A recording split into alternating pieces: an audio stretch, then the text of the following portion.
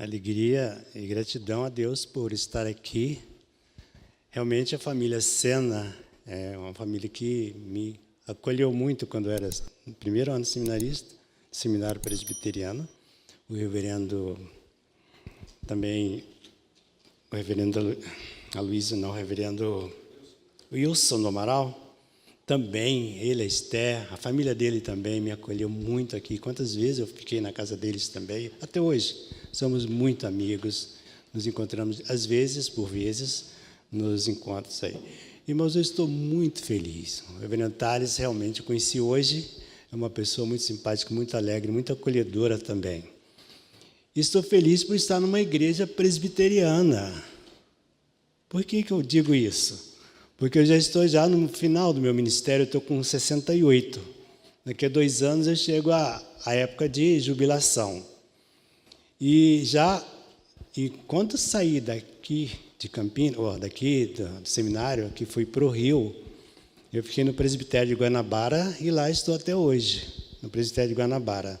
Durante esse período todo, eu pastoreei só 3 igrejas, sendo que uma eu fiquei durante 7 anos, fui para outra, fiquei mais 7, voltei, depois voltei para aquela segunda. E agora, esse ano que passou agora, eu resolvi me dedicar a missões.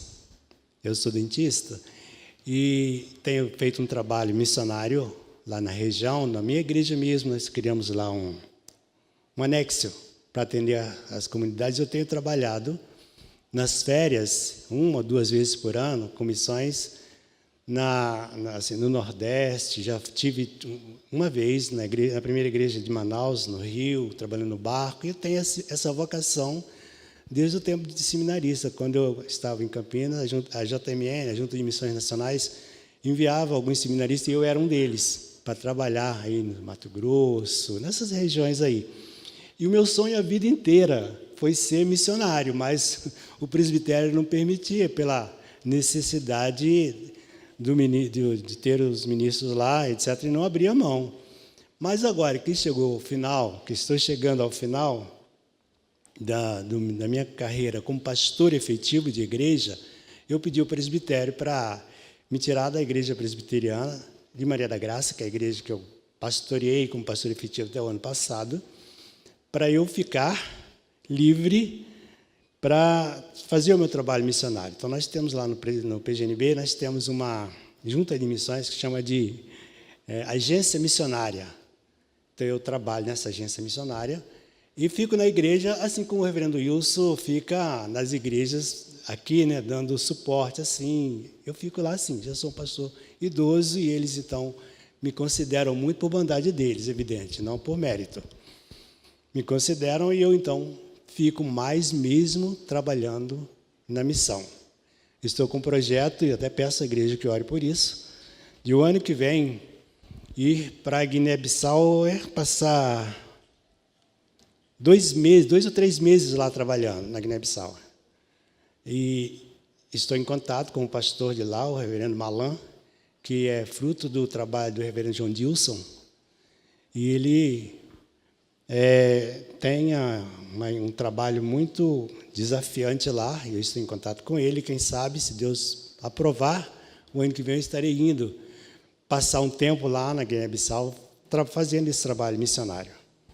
Deus abençoe a igreja presbiteriana da Hortolândia, igreja, como já foi dito, que eu dei os meus primeiros passos e ela também deu os primeiros passos. Nós demos os primeiros passos juntos aqui.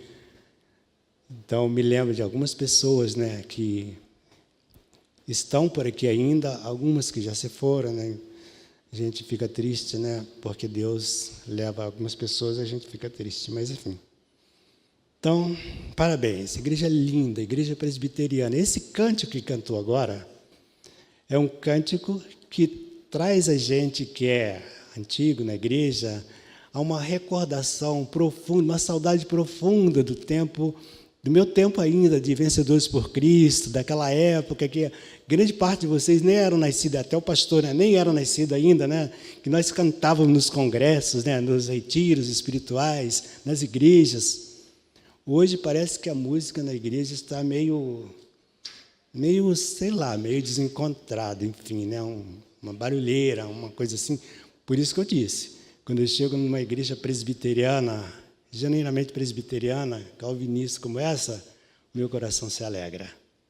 Essa coisa de igreja contemporânea que anda por aí afora, é triste ver que muitas igrejas chamadas presbiterianas estão perdendo a identidade. Mas graças a Deus que a nossa aqui não. Nós vamos abrir a Bíblia. Eu quero confessar aos irmãos que eu não estou bem de garganta. Eu estava vindo de São Paulo, estava vindo do Rio para cá, e eu fui obrigado a vir no calor direto do Rio aqui, porque se eu ligasse o ar-condicionado, a garganta, logo o nariz começava a escorrer. E eu estou com a garganta meio prejudicada, então eu não vou me estender muito na mensagem, que também não sou muito de ficar me estendendo muito, mas, enfim. Hoje eu estou mais um pouquinho prejudicado. Cadê aquele meu lenço que eu... Ah, tá aqui. O texto que nós vamos ler, e após a leitura eu faço oração, está em João, um texto muito conhecido de todos nós. É aquele arroz com feijão que nós gostamos, nunca enjoamos de comer e sempre precisamos nos alimentar.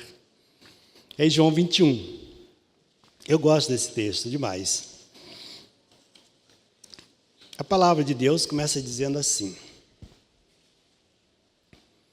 Depois disso, Jesus se manifestou.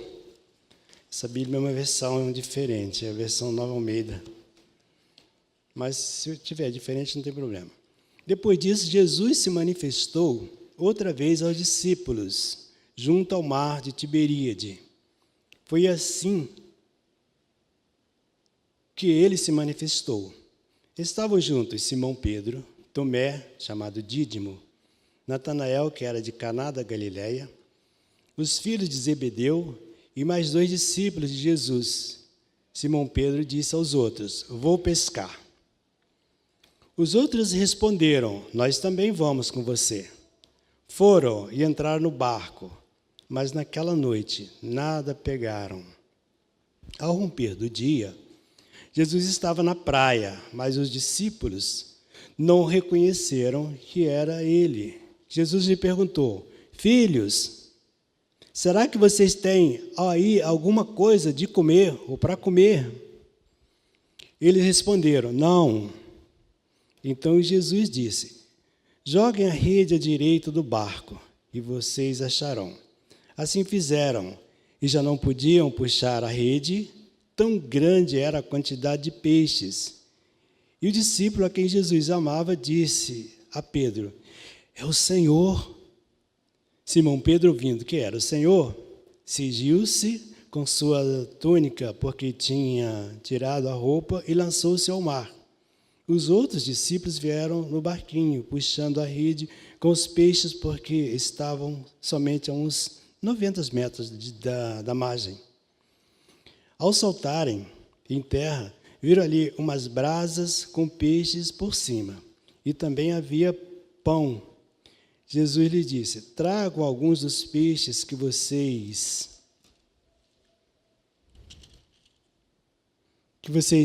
acabaram de pegar.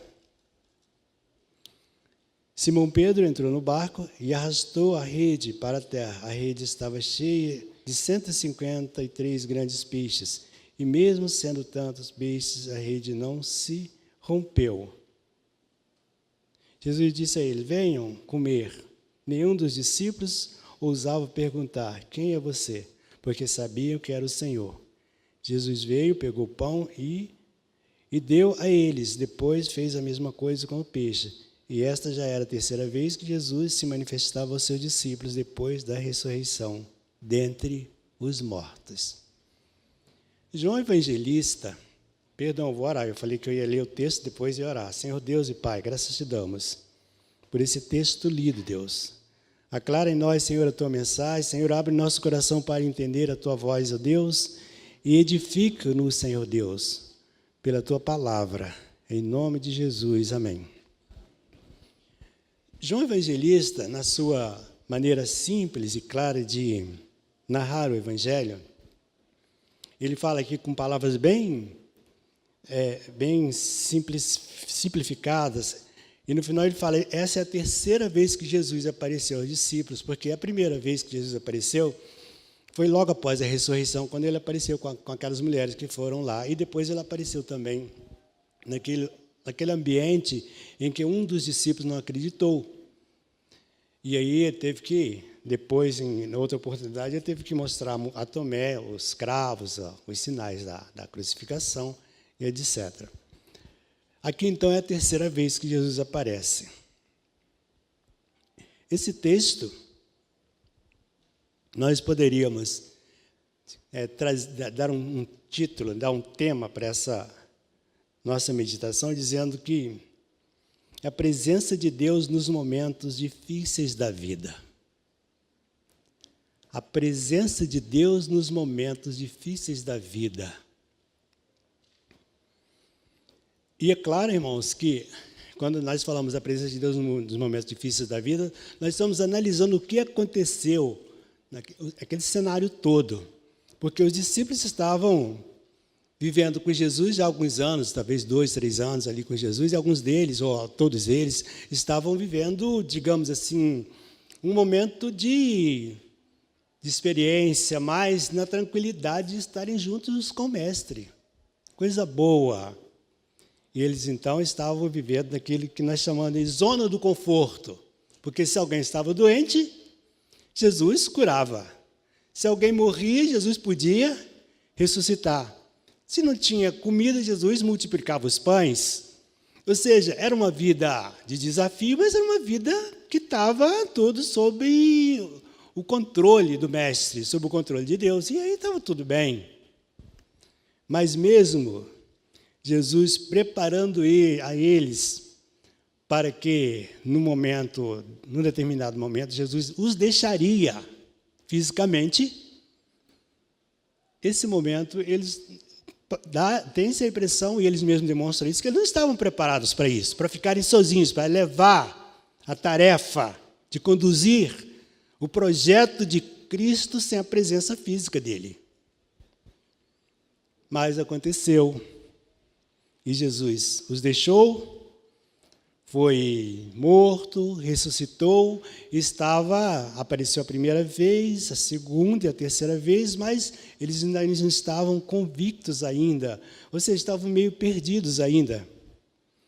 E Pedro, então, aquele de decisões inesperadas, aquele de atitude, né? Pedro é sempre um discípulo de atitude, né?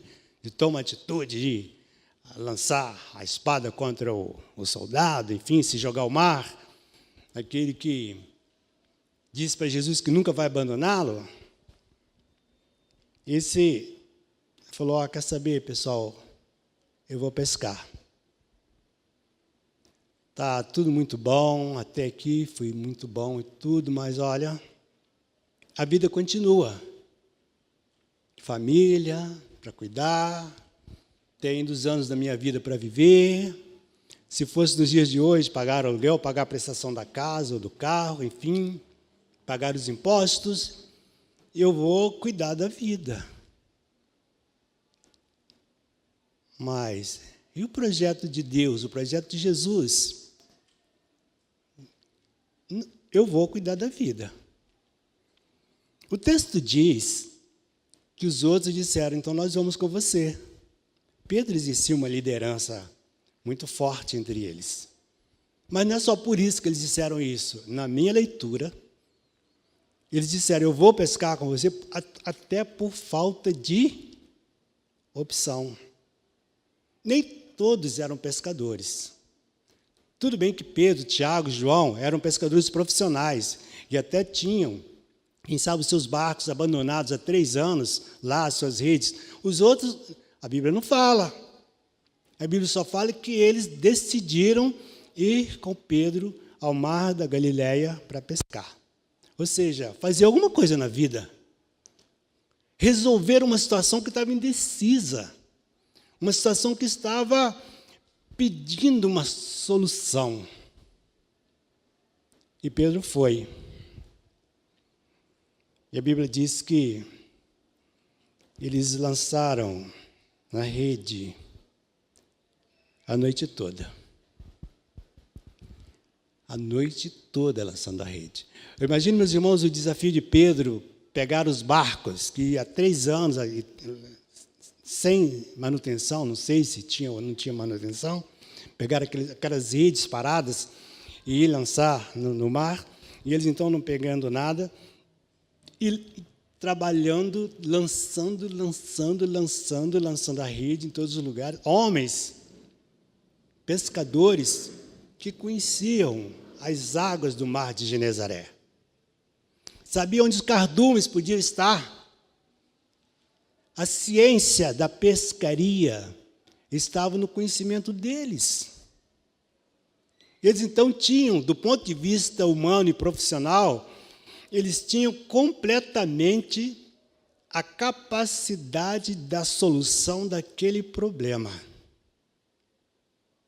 Então, eu acredito que Pedro, Tiago e João os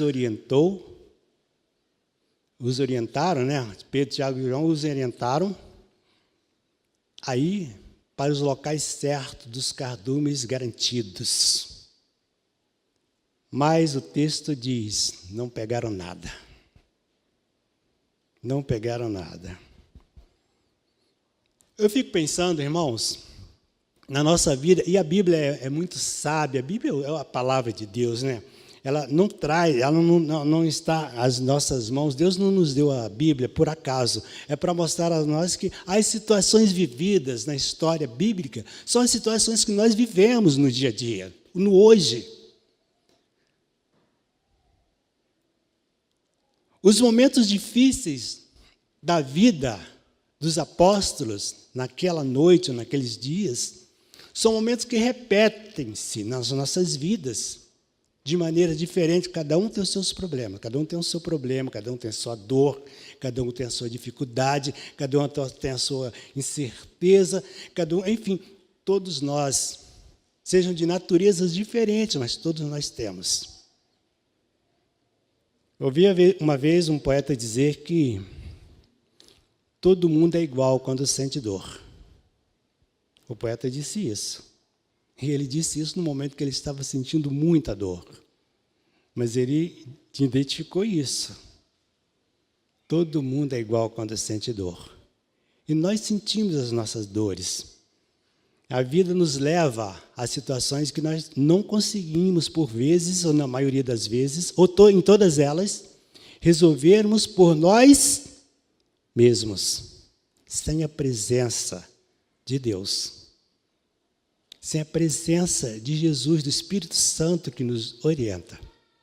Eles então estavam vivendo aquilo. Pedro falou, quer saber?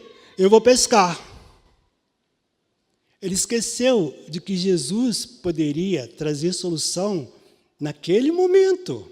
Trazer uma orientação, estar ali com ele. Jesus já tinha aparecido já 2 vezes. Mas eu vou pescar. E ele então foi pescar. Lançou a rede, não pegou nada. Imagina, lá pela madrugada, depois de trabalhar a noite toda com fome, porque eles estavam com fome, porque Jesus tocou no ponto fraco dele. Filhos, tem alguma coisa aí para comer? A resposta foi seca, não.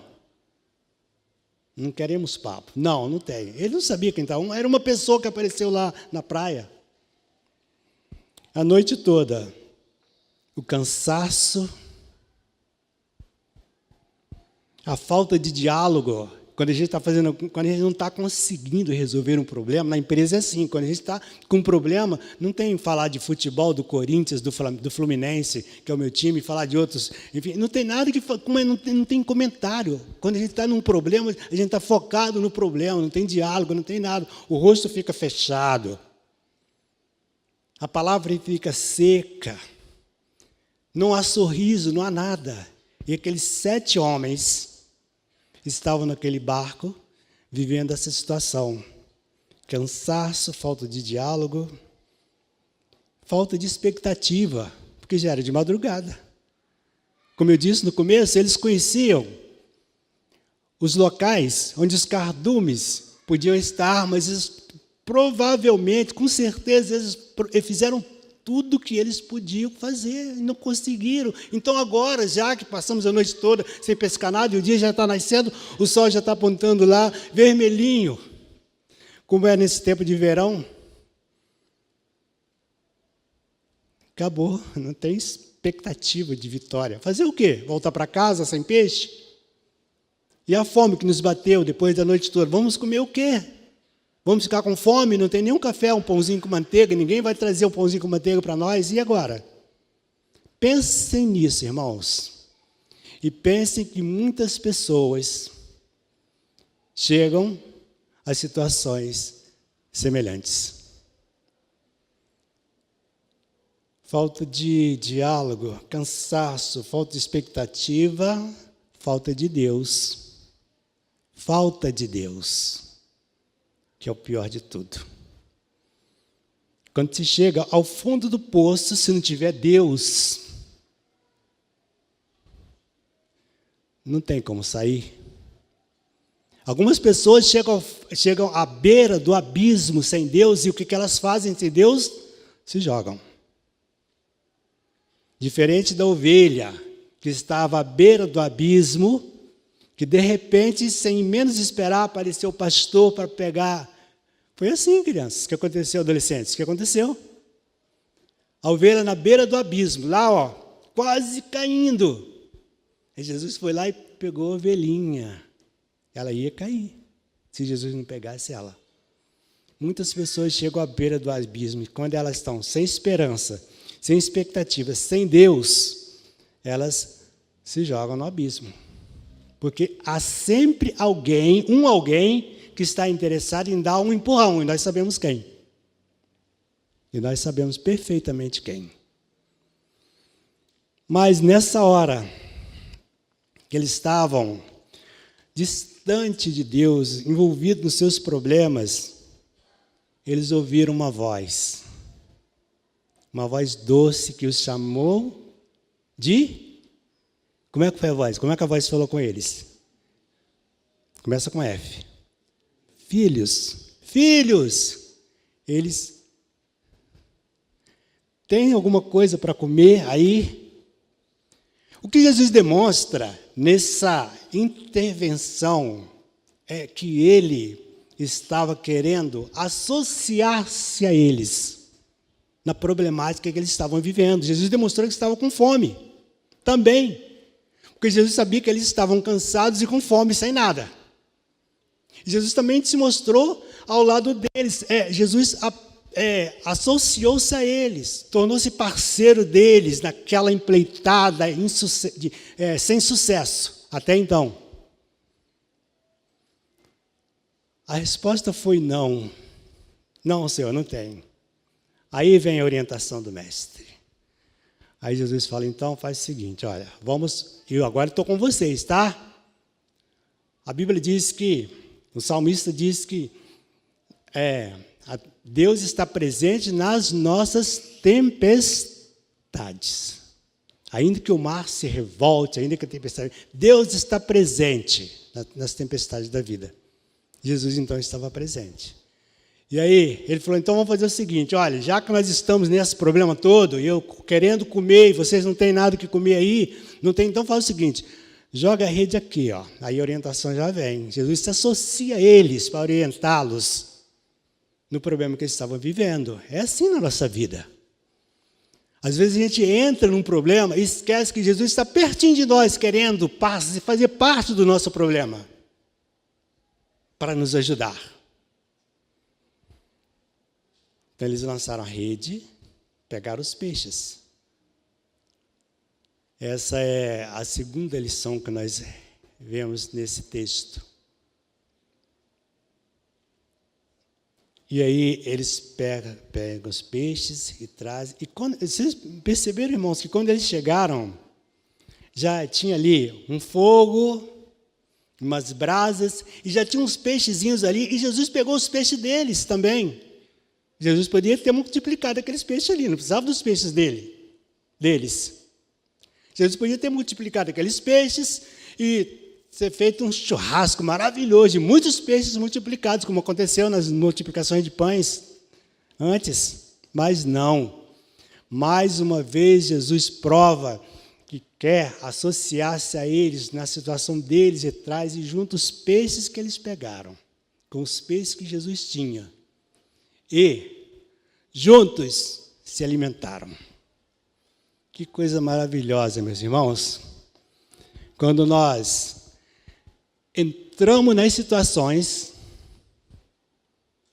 que queremos resolver as nossas situações por nós mesmos, pensando que temos capacidade, temos instrução, cultura, enfim, todos os meios para resolver aquilo que às vezes estamos acostumados a resolver em outras épocas. Os discípulos sabiam.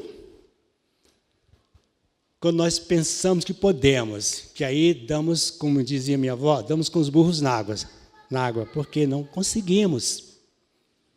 E aí Jesus se apresenta para fazer parte dos nossos problemas, no nosso lar, na minha família. Eu estou com um problema na família, não sei como resolver isso, meu filho, minha filha, enfim, lá em casa, não sei como fazer isso, meu Deus, eu estou sem... E Jesus está pertinho, como falei, para fazer parte do seu problema. Filho, tem alguma coisa de comer, porque eu também estou com fome. Essa é a mensagem que ele passa. Então, traz aí os peixes que vocês pegaram, coloca aqui, junto com o meu. E vamos, então. E ele começa a distribuir os pães. Em último lugar, meus irmãos, nessa meditação tão profunda e maravilhosa, que a mim me toca o coração, fico arrepiado até quando eu leio esse texto, é de que Jesus trouxe solução, trouxe diálogo entre eles, trouxe alegria, trouxe sorriso e, sobretudo, trouxe a esperança de estarem com eles sempre. Jesus chega para Pedro e fala: Pedro, você me ama realmente? Você me ama mais do que os outros, como você costuma dizer, como você costuma dar a entender? Então, apacenta as minhas ovelhas. Oh, coisa maravilhosa. Quando eu saio de manhã, pego o carro, ou o ônibus, sei lá, ou saio andando, e num perigo, o Rio de Janeiro é uma cidade completamente insegura, e as cidades grandes sempre são assim. Quando eu saio por aí, que eu sei que eu não estou sozinho, que Jesus é o meu pastor, que Ele está cuidando de mim. Que coisa maravilhosa, quando eu entro num problema sério, difícil, que eu sei que Ele está na praia da minha vida, dizendo: filho, conseguiu resolver o seu problema? Eu estou aqui, eu quero fazer parte dele. Vem para cá, vem para perto de mim. É uma experiência que os discípulos tiveram, meus irmãos. Jesus está sempre presente nos nossos momentos difíceis. Nós é que às vezes não percebemos. Queremos resolvê-los como os discípulos pensaram que podiam. Mas ele está sempre querendo fazer parte dos nossos problemas para nos ajudar. Joga a rede aqui, olha, faz desse jeito, faz assim, vamos fazer assim, olha, eu estou aqui com vocês. Que Deus nos abençoe. Amém.